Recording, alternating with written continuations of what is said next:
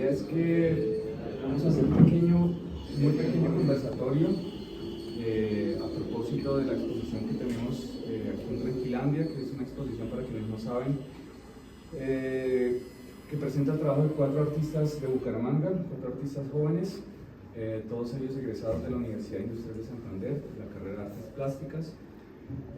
Con nosotros está Mike Angarita y Carlos Hernández, que pues, hacen parte de la expo. Hay otras 2 chicas que no pudieron venir, pero pues la idea es que hablemos con ellos dos, no tanto de las obras, porque ayer ya hicimos ese ejercicio, una visita guiada, sino nos planteamos un poco como la pregunta sobre qué podría ser el arte en Bucaramanga. Ahora, no creo que la vayamos a responder necesariamente con este pequeño conversatorio, pero sí lo que queremos es como establecer una suerte de, como una especie de panorama de lo que sucede hoy en día en el arte en Bucaramanga, ya que creemos que es como una zona un poco gris para mucha gente aquí en Bogotá, porque no se conoce mucho el trabajo que se hace allá.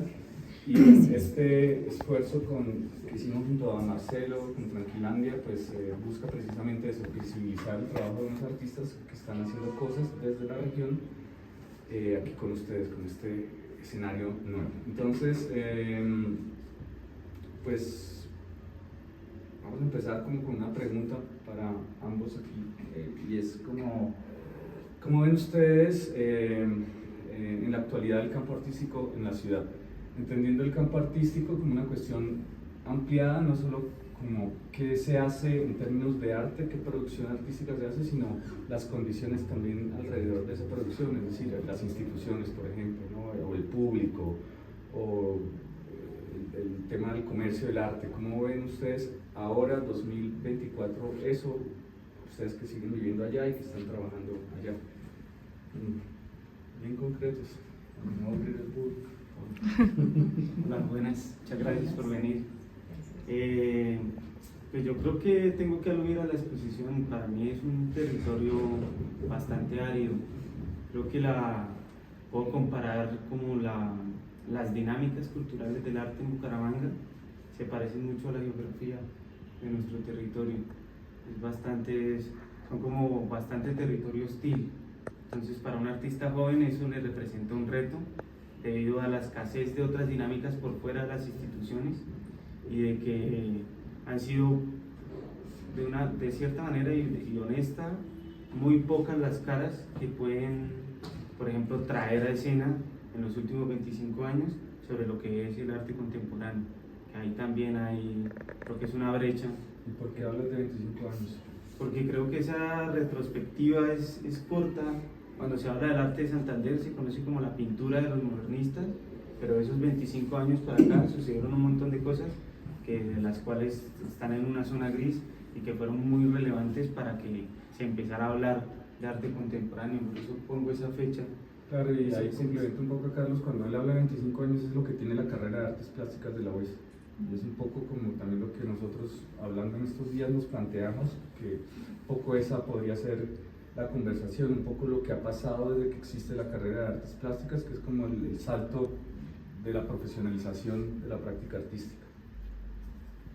Entonces, sí, exactamente, es como en esa brecha de tiempo, es de donde, desde lo personal y de la poca experiencia que tengo en esa área cultural, donde se empiezan a gestar cosas, y creo que si tenemos que nombrar los resultados que vemos hoy, es producto como de ese periodo de tiempo, de esa retroalimentación, y de cuando se empezó a hablar en una ciudad pequeña de arte contemporáneo, de los medios, de las formas, de las expresiones. Entonces sí hay, digamos, para concluir la pregunta, sí hay, hasta ahora estamos viendo como unos frutos, productos de un cuarto de siglo, donde ya surgen nombres, propuestas que están muy al nivel del arte nacional. O sea, como que se empieza a igualar la dinámica, a pesar de la ausencia de espacios alternos, de la ausencia inclusive de la materialidad, que es difícil, a veces hasta los materiales. Entonces eso es como la conclusión hasta ahora, como que se gesta, y que es un tiempo propicio, ya un cuarto de siglo, para empezar a hablar de las tendencias del arte en Bucaramanga. Mike, ¿y las instituciones? ¿Cómo percibes las instituciones allá? Bueno, Aquí no hay espías. Bueno, pues realmente sí, como desde la experiencia es un poco complejo, porque bueno, cuando uno está haciendo la carrera tiene ahí como el apoyo de la institución, ¿no? Pero en el momento en el que ya uno plantea como egresado queda como una suerte de limbo, porque pues como ya lo mencionaba Carlos, los espacios no son como muy abiertos pues para estas dinámicas, ¿no? Y pues bueno. Y desde, digamos, pues Carlos ya lo insinuó un poco, ¿no? Pero de lo que se está mostrando aquí hoy en la sala, ¿tú cómo lo relacionas con esa evolución del arte local? O sea, ¿por qué se está trabajando estos temas? ¿O por qué se puede rastrear como una suerte de temas comunes o de intereses comunes en los artistas que están aquí presentes? ¿Por qué crees que surgen esos temas o estas formas de trabajar?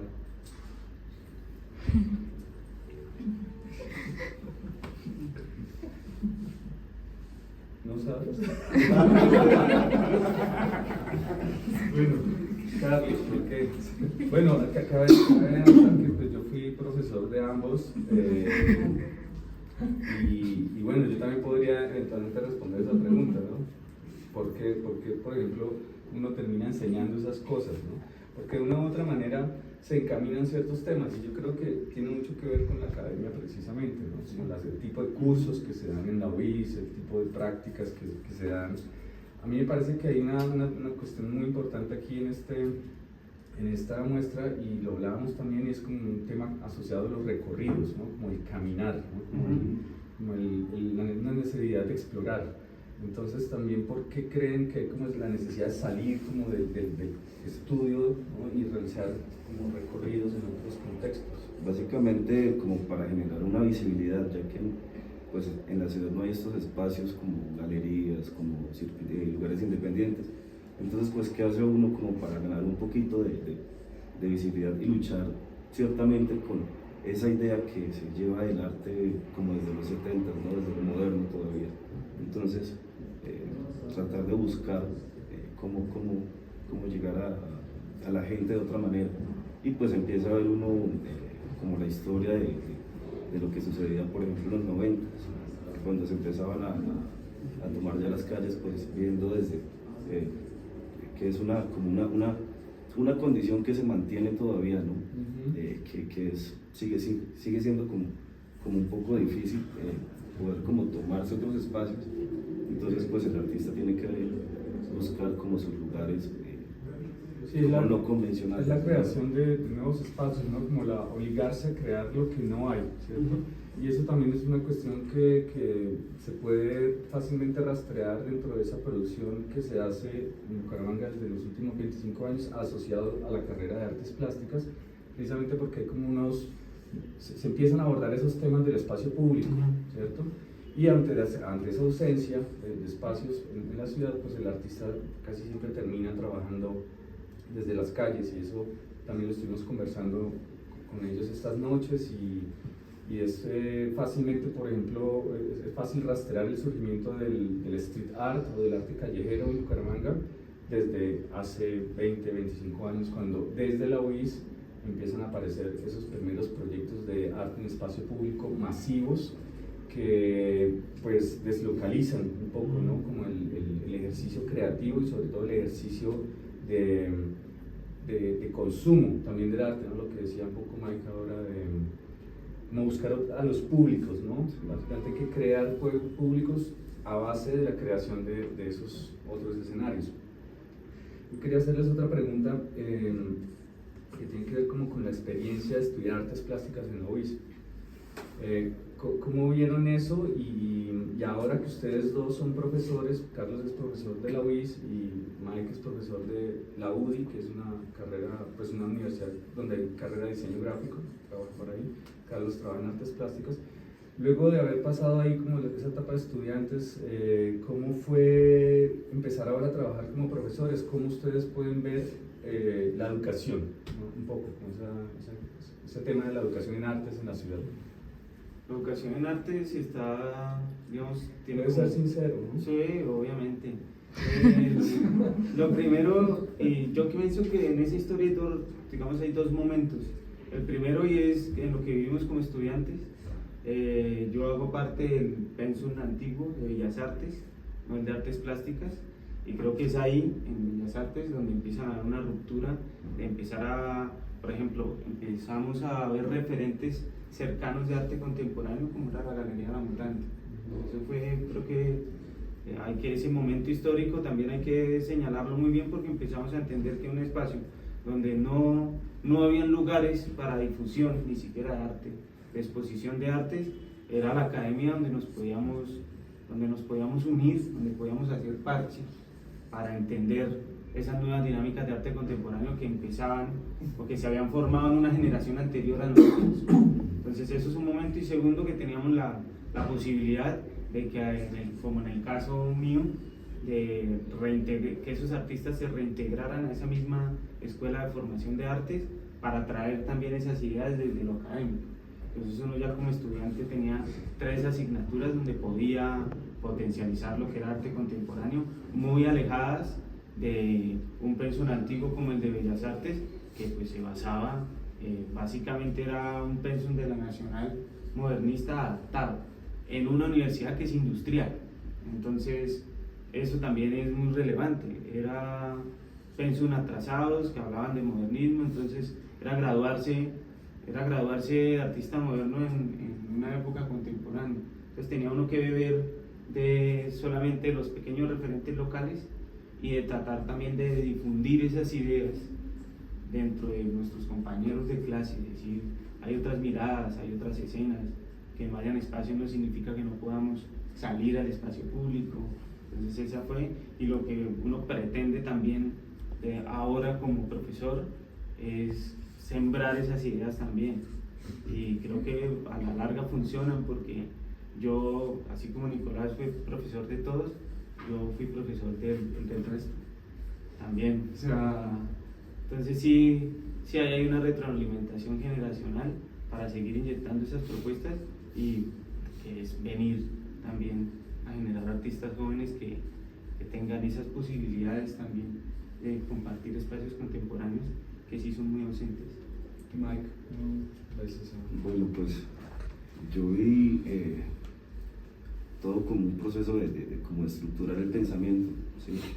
Ya no tanto pensando claro, hay que tener en cuenta pues la producción formal y la materialidad, etcétera, pero entonces comienzan a ver es como unas estructuras que, como de pensamiento, como pensar el arte hacia otros lugares y hacia otros espacios, y pues también es un proceso como donde hay un diálogo de confianza, y empieza a ver como otra vista, ya no como tanto del profesor y el alumno así, sino ya como una mirada un poco más hacia como mirándolo uno ya como con una confianza de artista, un diálogo artista-curador. Se empiezan a llevar un poco los procesos como más dialogaditos y más, ¿sí? ¿Y qué tal es el profe? Puntos de vista. Y bueno, ser profe... Se puede ser honesto. Y sí, o sea, hay como... De pronto también la pregunta podría ser, ¿cómo ves a los estudiantes? ¿No? Ahora que ya no eres estudiante, ¿cómo ves a quienes... Bueno, creo que en Bucaramanga últimamente se ha despertado mucho un interés como en el campo artístico. Hay como, o bueno, sí, la cosa va como en aumento, ¿no? Hay cada vez, los jóvenes están más interesados, los estudiantes están más interesados, comienzan a ver que también se pueden hacer otras formas y que rompen como lo tradicional, lo que ya ven viendo, y comienzan a demostrar el interés, a pesar de, pues, yo estoy como en una rama un poquito diferente, que es el diseño gráfico. Ellos pues piensan los productos diferentes, pero pues el interés sí es generalizado, ¿no? En todo esto que sucede. Vale, bueno, ahorita quiero darle espacio a la gente para que pregunte, pero una mirada hacia el futuro. Hay como chances de que la cosa siga mejorando, o si es que sigue mejorando, o que finalmente salga del hueco en el que ha estado casi siempre. En medio del cañón. Exacto. O sea, ¿podemos ir del caos a la armonía finalmente? ¿O todavía hay mucho camino por recorrer? Yo creo que hay bastante, con honestidad, hay bastante camino, bastante. Sobre todo ese campo de las ideas y de comprensión del arte contemporáneo, sobre todo en una etapa de aprendizaje académico, como que el estudiante está todavía embelesado a veces con la formalidad, o sea, es normal que pase que esté en otra etapa, entonces eso hace que se demore también la llegada del arte contemporáneo, aunque desde esas inyecciones académicas en la escuela sí surgen nuevas caras y nuevos procesos que son muy interesantes, pero que a largo aliento pueden no prosperar por lo difícil del territorio, o sea, es muy árido, entonces es como estar ahí en medio del desierto, del cañón, ahí con un poquito de agua, entonces hacerla rendir hace que muy pocos procesos sean los que a largo aliento consoliden obras, a pesar de que haya gran cantidad de ideas y gran cantidad de ideas jóvenes. De egresados también. Y de egresados también, exacto, esa prosperidad a largo aliento sí requiere un esfuerzo que sobre todo en territorios tan hostiles, es más complejo. No sé si hay alguna pregunta del público. Hay mucha gente por aquí de Bucaramanga. ¿Me voy a preguntar algo? Hola. No, pues hablando un poco como sobre la labor docente del artista, ¿no? Digamos, ¿cómo se articulan, ¿no? Y como hasta dónde va ese alcance de los modos propios de hacer de ustedes, ¿sí? Como artistas, ¿no? Al momento, bueno, de generar como la didáctica pues con sus estudiantes, ¿no? Y bueno, aparte, digamos, claro, compartir esos modos de hacer particulares de ustedes, como que otras metodologías, que otros caminos les resuena o comparten también con sus estudiantes en los procesos de formación, creación. En lo metodológico es, por ejemplo, adaptar los procesos académicos lo más que se pueda a la profesionalidad.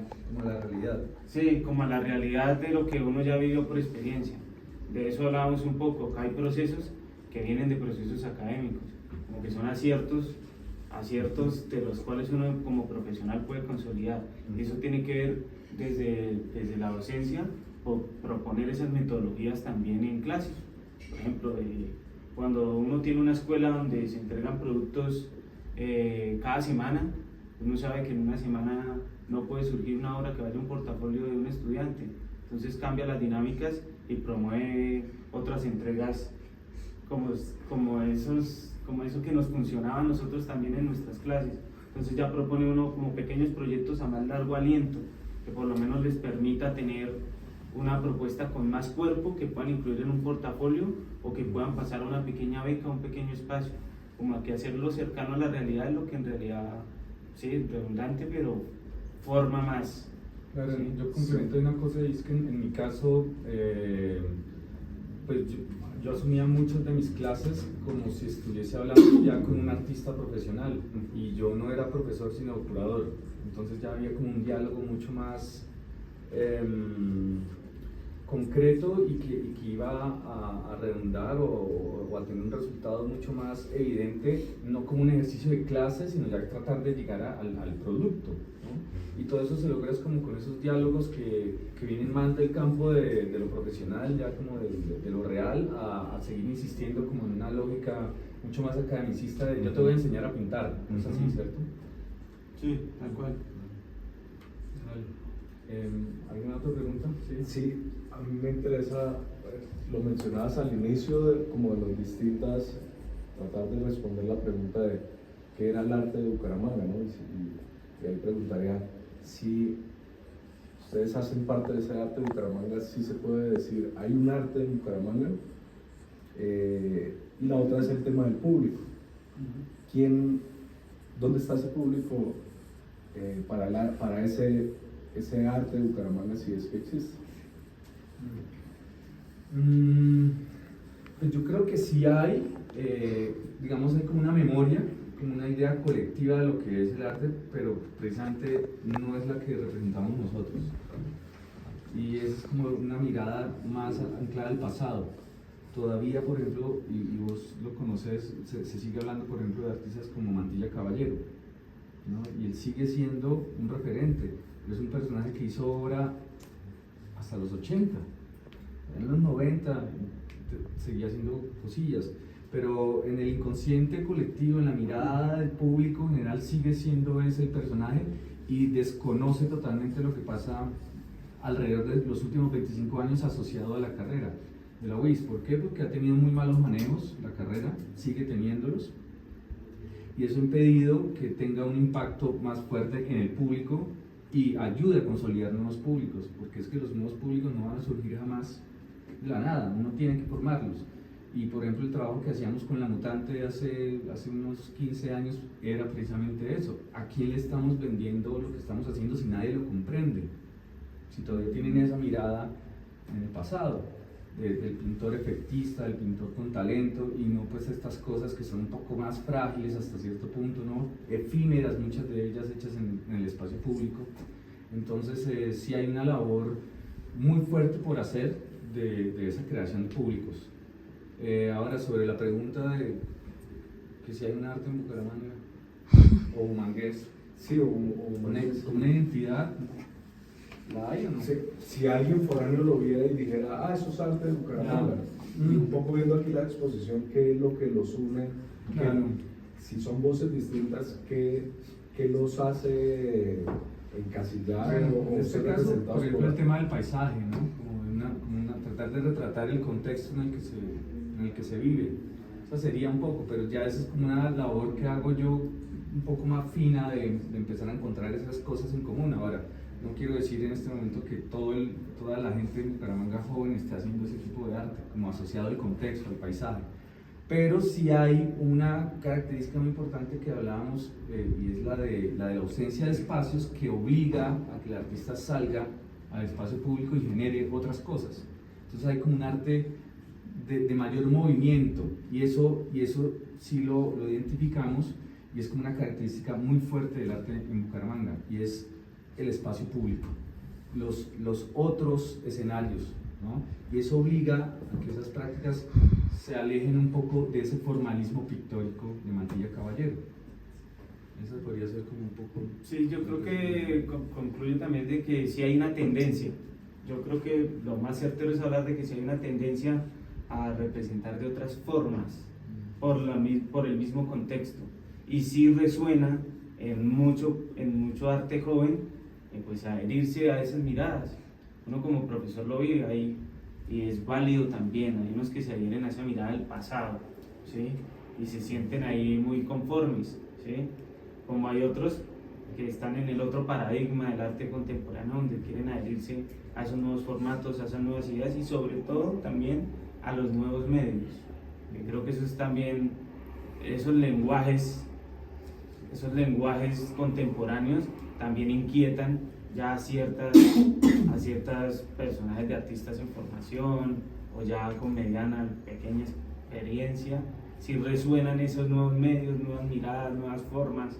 Entonces eso es, creo que lo que estamos acá, estamos es de ese paradigma más que el otro, pero sí hay una tendencia, ya se puede consolidar. Yo sí creo que sí ya se puede hablar de una tendencia del arte humangués. Mike, ¿adhieres o no? Di que Sí, sí. No, sí.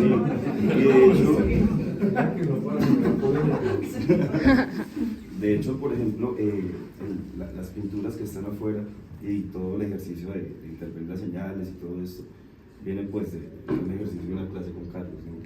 Donde empezábamos a mirar cómo el signo era y cómo se podía como alterar, jugar, etc.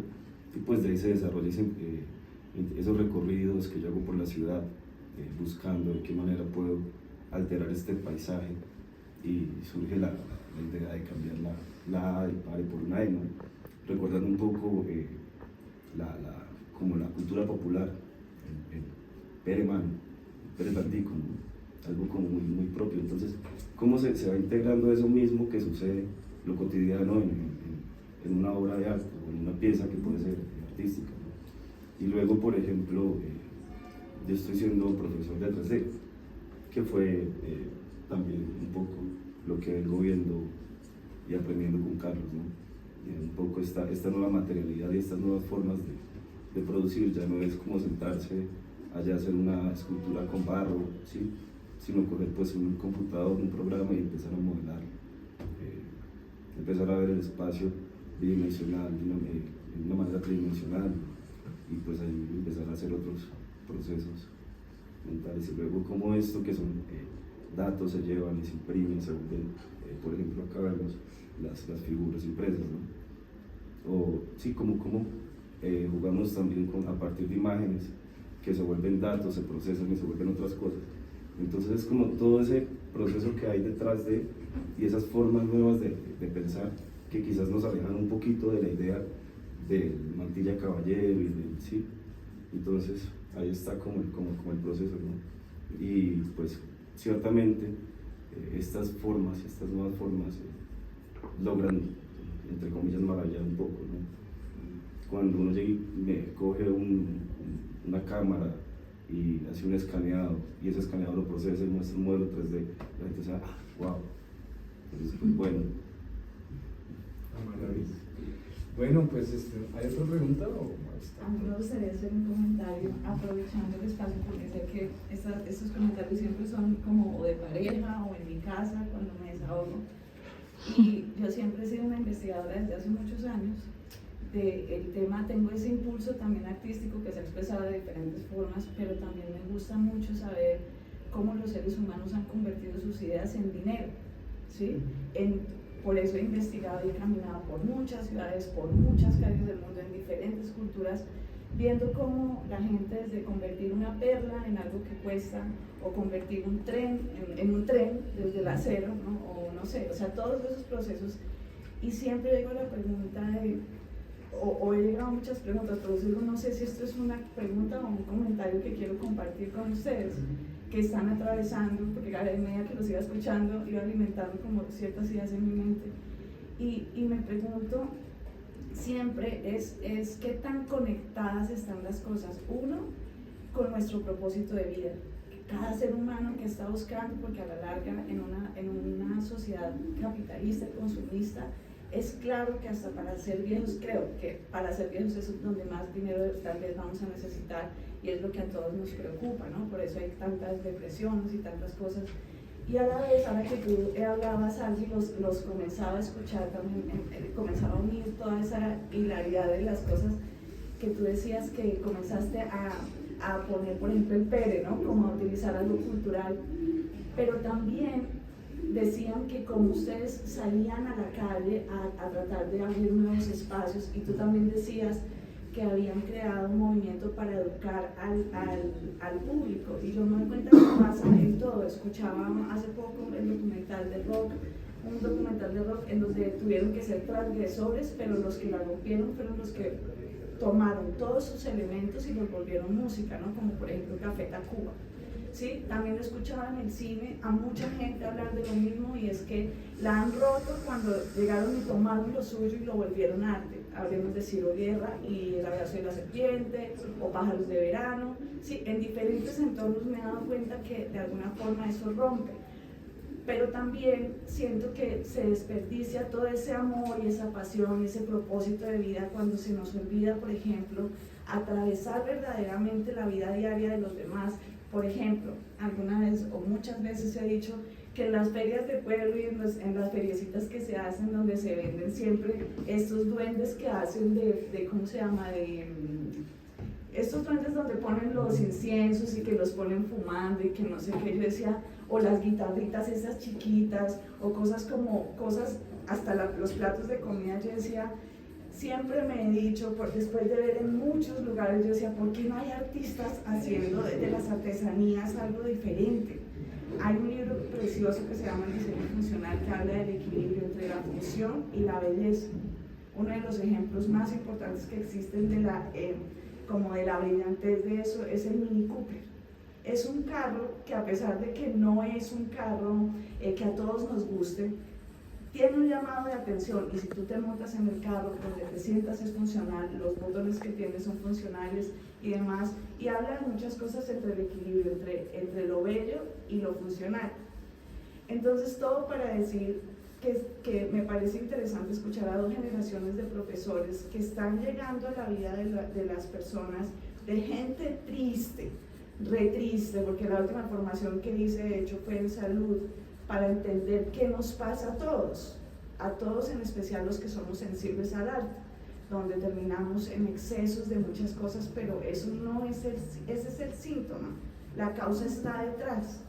Y pareciera que si nosotros pudiéramos descubrir el propósito de vida, qué es importante para nosotros, qué verdaderamente, cuáles son nuestros puntos de poder, qué es lo que a nosotros nos gusta y qué nos causa placer, y si pudiéramos encontrar como un punto en común, tal vez todo eso que ustedes hacen en el aula y todo lo que hacemos alrededor del arte tal vez tendría un significado tal vez más poderoso cuando nos demos cuenta que también podemos vivir de lo que amamos.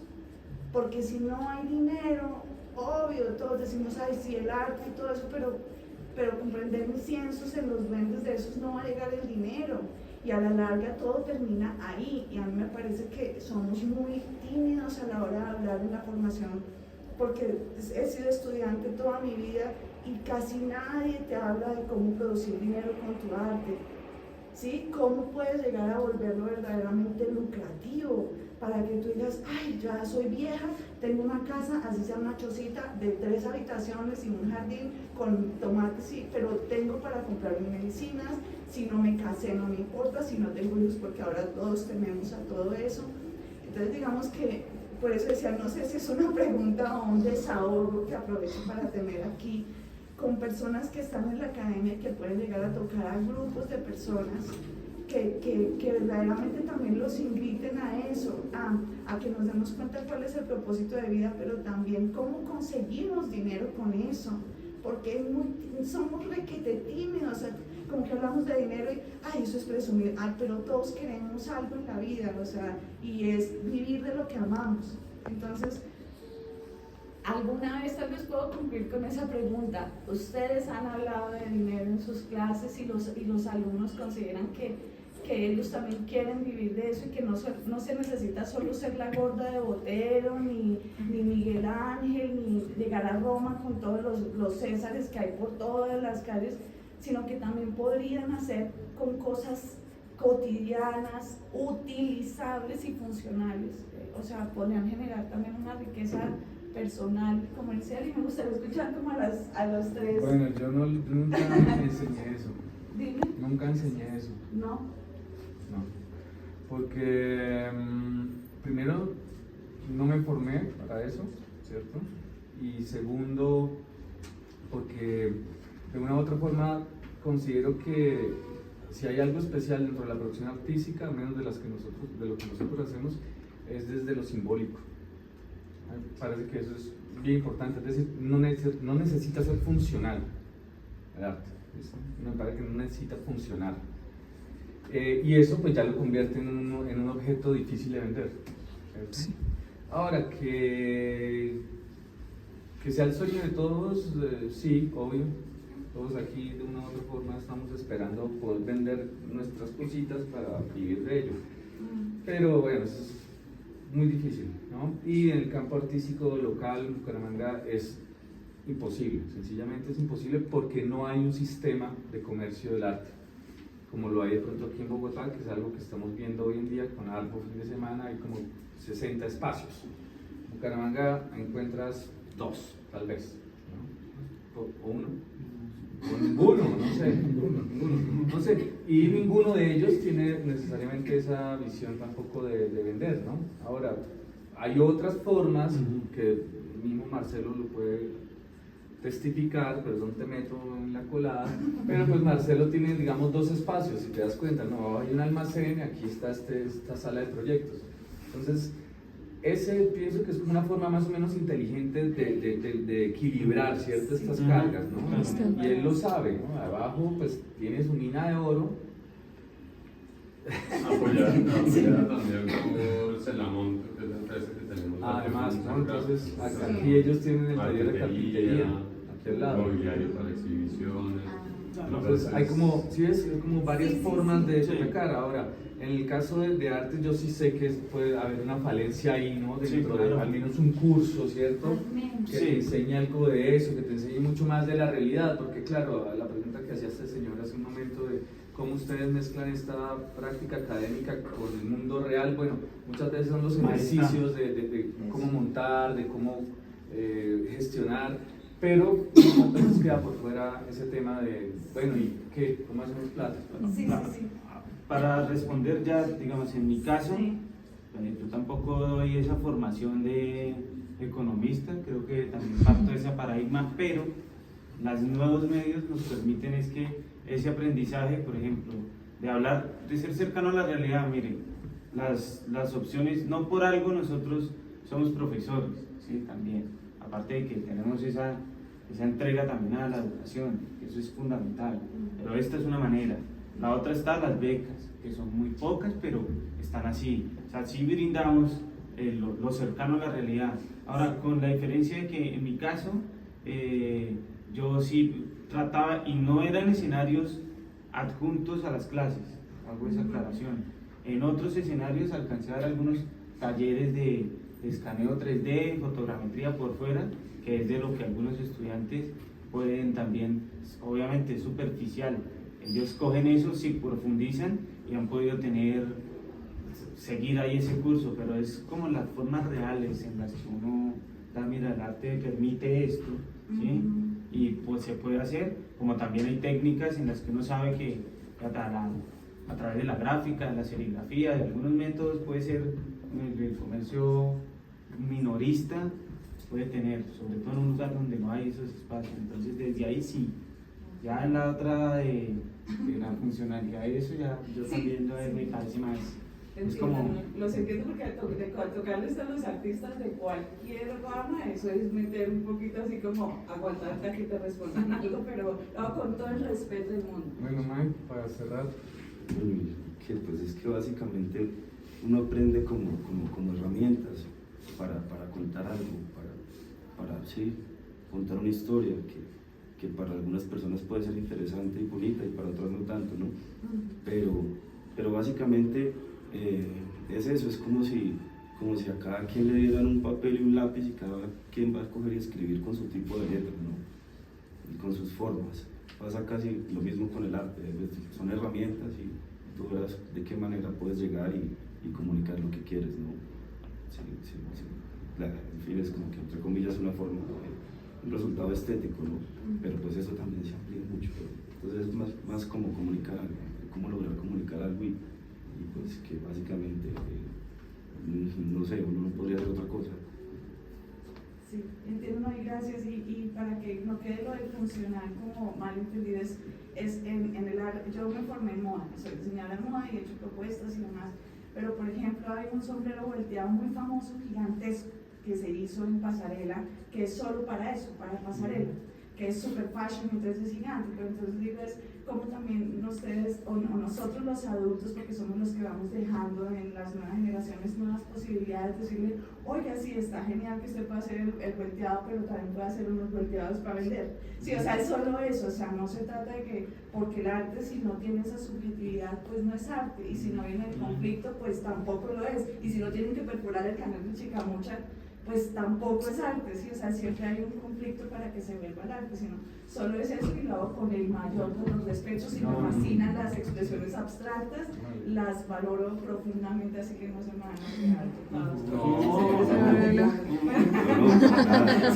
Con todo el respeto del mundo, amando, pero amando y teniendo a mi chico de allí.